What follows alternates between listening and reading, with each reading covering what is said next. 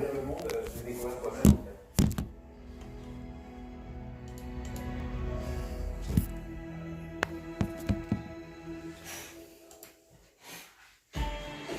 Un coin de rue. On passe devant tous les jours, sans le miroir. La fête est là. Un coin de rue. C'est ici que la ville prend vie. Et c'est pour ça que nous avons choisi d'être là. À vos côtés. LCN, ma vie, ma ville, ma banque.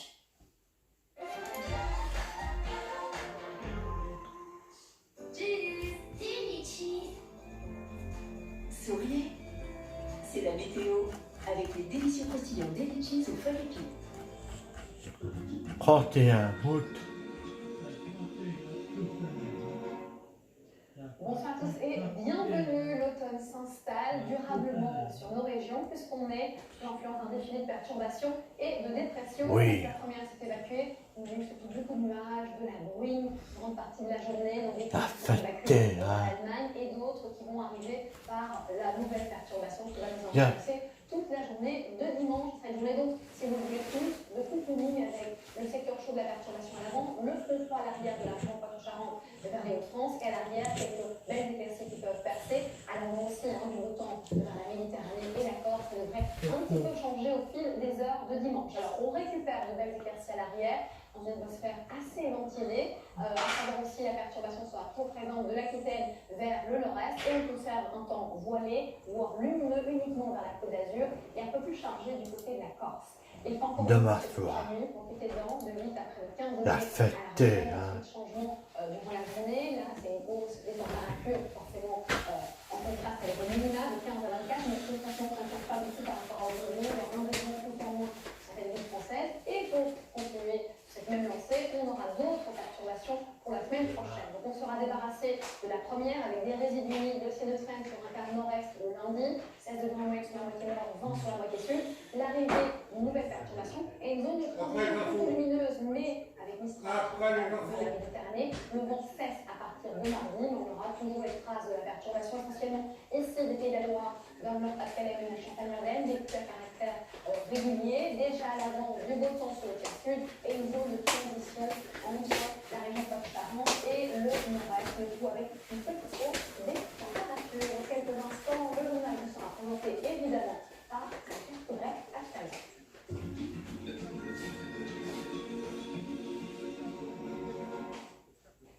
Vous avez savouré la météo avec Daily Cheese.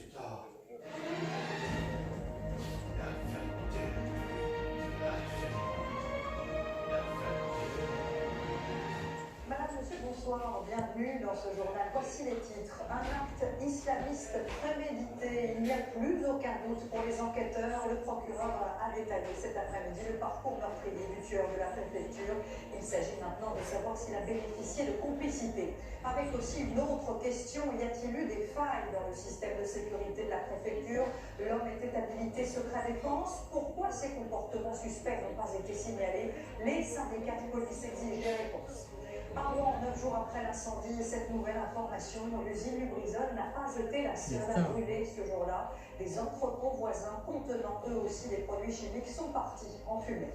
L'émotion de Claude Chirac en Corrèze. Après les cérémonies nationales du week-end dernier, la région de cœur de son père lui a rendu un hommage plus intime, en la présence notamment de François Hollande. Nous pousserons aussi à la porte d'une usine de cosmétiques, pas comme les autres. Les patronnes se lèvent très tôt pour la prière avant leur journée de travail. Les religieuses pour qui prendre soin de soi fait partie de la vie spirituelle. Et puis le salon du camping-car bat son plein avec ses innovations. Tendance qui se confirme en 2019, la folie des vannes, du plus grand au plus petit. Une vision radicale de l'islam. L'antiterroriste en charge du dossier a été sans ambiguïté cet après-midi sur les motivations du tueur de la préfecture de police. Il a donné de nombreux détails sur son profil et sur les changements de comportement de ces derniers mois qui ont donc mené à l'attaque de jeudi midi. De nouveaux éléments que nous présente tout de suite Thibaut Malandrin et Pierre Galasso. Il a d'abord été présenté pendant 24 heures comme un agent sans histoire. Il apparaît depuis hier sous un tout autre jour. Michael Harpon adhérait à une vision radicaliste, mais il était en contact avec des individus de la mouvance salafiste. Un profil qui a échappé au service de renseignement, à commencer par le propre bureau où il travaillait, la direction du renseignement de la préfecture de police de Paris. On en sait plus ce soir sur sa folie meurtrière de 7 minutes jeudi dernier dans l'un des lieux les plus surveillés de France. À 12h18, après une matinée de travail, il quitte son bureau, se rend dans un magasin de la rue Saint-Jacques et achète 2 couteaux, un de cuisine en métal et un couteau à huître. Il retourne à la préfecture à 12h36, sans passer par les portiques de sécurité et en dissimulant les couteaux. Il se met alors à tuer, dans son propre bureau, en égorgeant sa première victime et en portant plusieurs coups dans le ventre à la deuxième. Sans qu'il soit nécessaire d'entrer dans le détail des blessures constatées, il peut être indiqué que les autopsies réalisées à la suite de ces décès attestent d'une scène d'une extrême violence. Il tente d'entrer dans un bureau fermé à clé où se trouvaient 3 agents. Eux seront sauvés, mais l'assaillant continue de progresser dans les étages de la préfecture. Il tuera 2 autres personnes et en mettra Tu crois? une 5e avant d'être abattu. L'analyse du téléphone de sa femme a été déterminante. Il montre qu'ils ont échangé 33 SMS exclusivement religieux en seulement 29 minutes et juste avant les faits. Le dernier qui lui a envoyé est sans ambiguïté. Allahu Akbar, suis notre prophète bien-aimé Muhammad et médite le Coran. Au-delà des SMS, l'analyse du répertoire du téléphone de Michael Harpon a également attiré l'attention des enquêteurs. La poursuite des investigations a permis de faire apparaître des contacts entre l'auteur des faits et plusieurs individus susceptibles d'appartenir à la mouvance islamiste salafiste. Les enquêteurs ont par ailleurs recueilli 2 témoignages importants sur les heures qui ont précédé le drame, dont celui de ce policier qui vit en dessous de l'appartement Policier, et qui a été réveillé en pleine nuit. Donc, à la Haute-Bar, plusieurs fois. Donc, moi, je suis dans mon sommeil, je suis réveillé. La voix était plutôt particulière, peut-être comme quelqu'un de déterminé, ou peut-être une personne qui a du mal à parler, étant donné qu'il a un handicap. Donc, sa voix n'était pas tout à fait normale, ça je peux l'affirmer, mais je ne sais pas pour quelle raison exacte. Autant d'éléments qui semblent avoir totalement échappé à la hiérarchie du tueur. Une situation difficile à comprendre au sein d'un service chargé, entre autres, du suivi des personnes radicalisées. Et vous venez d'entendre à l'instant, tous ces éléments à charge amènent à cette question: pourquoi les comportements suspects de cet homme n'ont pas été signalés? Comment un informaticien habilité secret défense n'a-t-il pas été davantage surveillé? Beaucoup soulignent d'ores et déjà des failles dans le système de sécurité de la préfecture de police. Michel Scott et les Fabienne Messel. Michael Harpon travaillait au cœur de la direction du renseignement de la préfecture de police, c'est-à-dire le service précisément chargé de détecter les individus radicalisés. Or, les premiers éléments de l'enquête révèlent que l'auteur des faits avait depuis plusieurs années déjà un comportement qui aurait dû l'alerter. Son souhait de ne plus avoir certains contacts avec les femmes, sa justification auprès d'un collègue de travail, des attentats commis dans les locaux du journal Charlie Hebdo en 2015, son changement d'habitude vestimentaire depuis quelques mois, enfin, l'intéressé abandonnant toute tenue occidentale, son profil du tenue traditionnel pour se rendre à la mosquée.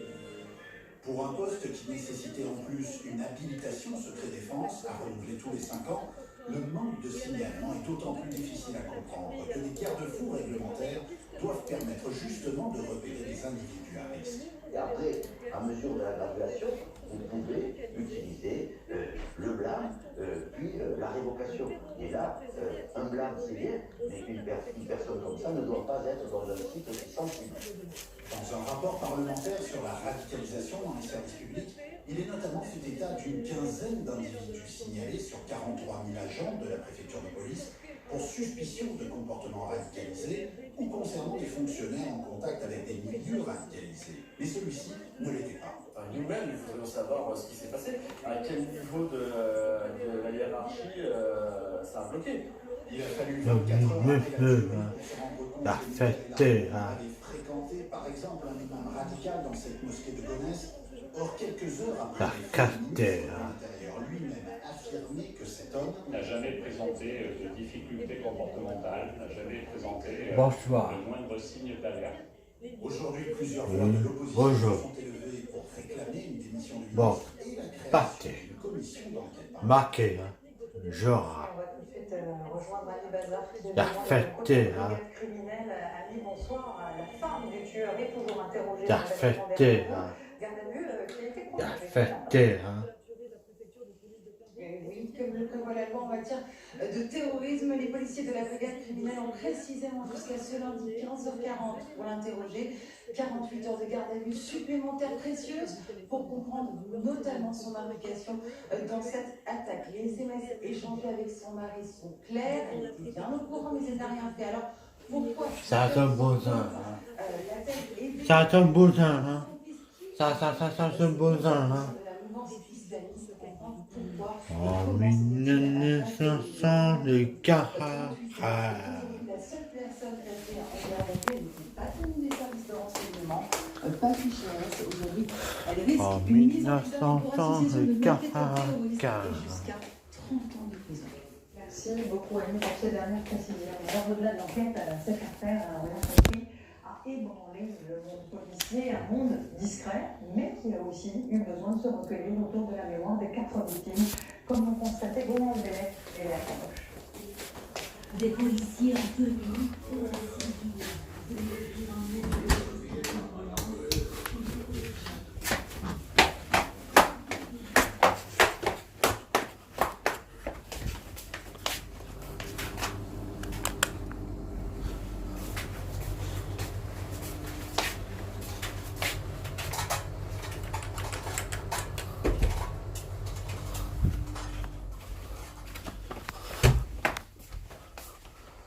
Gars.